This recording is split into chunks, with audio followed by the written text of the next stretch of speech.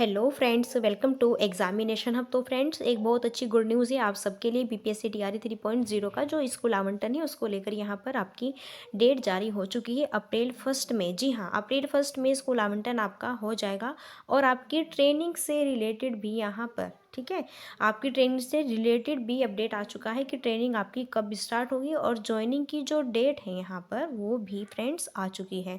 साथ ही साथ फ्रेंड्स, यहाँ पर बीपीएससी द्वारा एक नया कैलेंडर जारी किया गया है। आप जानते हैं एग्ज़ाम का जो नया कैलेंडर होता है उसी के अकॉर्डिंग, है ना, आपके एग्ज़ाम्स मोस्टली होते ही हैं। तो अभी एक नया कैलेंडर जारी हो चुका है, हम बात करेंगे उसमें टीआरई 4.0 के बारे में क्या दिया है। साथ ही साथ फ्रेंड्स, डोमिसाइल को लेकर भी यहाँ पर, डोमिसाइल को लेकर एक बहुत बड़ी अपडेट है। एक लेटेस्ट यहाँ पे जो है अपडेट, एक लेटर अभी जो है जारी हुआ है और उसको लेकर भी हम बात करेंगे। तो चलिए फ्रेंड्स, वीडियो स्टार्ट करते हैं और सारी इन्फॉर्मेशन को वन बाय वन डिटेल में समझते हैं।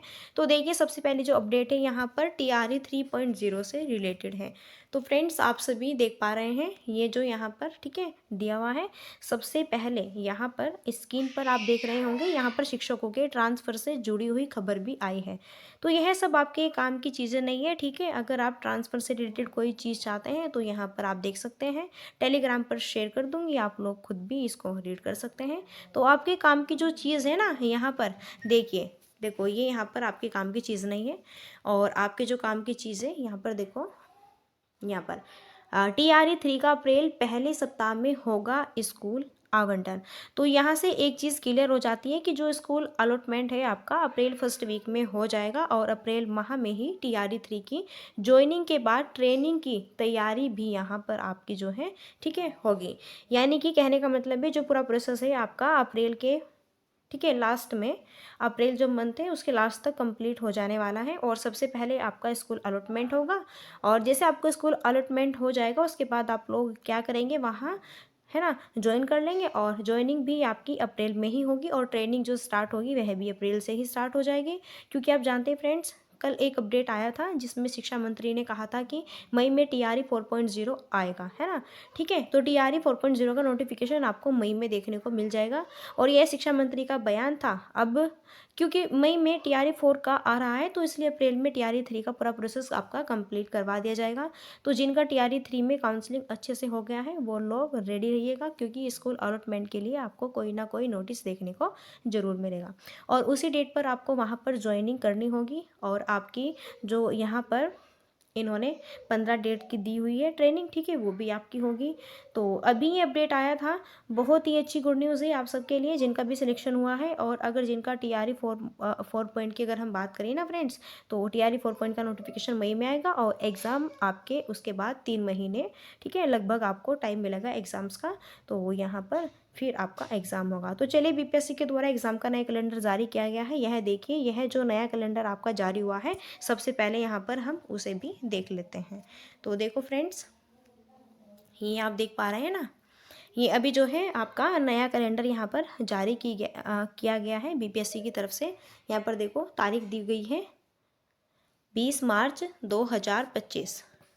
ओके, यहाँ पे देखो, सचिव बिहार विधानसभा में बिहार विधानसभा की प्रक्रिया तथा कार्य संचालन नियमावली के नियम 23 के अंतर्गत निम्न विषय पर शून्यकाल की सूचना देता हूँ। बिहार राज्य में बिहार लोक सेवा आयोग द्वारा आयोजित शिक्षक भर्ती परीक्षा में डोमिसाइल नीति लागू करने हेतु मैं सरकार से मांग करता हूँ।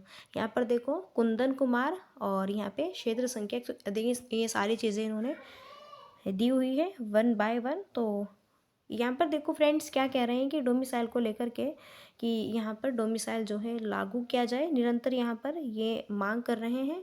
ओके, तो अब देखते हैं क्या होता है, ये डोमिसाइल को लागू करते हैं कि नहीं करते हैं, या फिर जो भी प्रोसेस होगा, ये तो भाई निरंतर यहाँ पर कह रहे हैं कि भैया डोमिसाइल को लागू करो। ओके, जस्ट, ठीक है। तो चलिए फ्रेंड्स, एक और यहाँ पर न्यूज़ है आप सबके लिए और ये जो यहाँ पर है ये भी बहुत ही बेहतरीन है। तो चलो अब हम इसे भी यहाँ पर जो है वन बाय वन डिटेल में समझ लेते हैं। और अब फ्रेंड्स, आप यहाँ पर देखिए, यह जो यहाँ पर दिया हुआ है इसमें 20 मार्च 2025, ठीक है, इस दिन आपका कैलेंडर जारी हुआ है, यानी कि कल ही आपका ऑफिशियल वेबसाइट पर देखने को मिल गया था।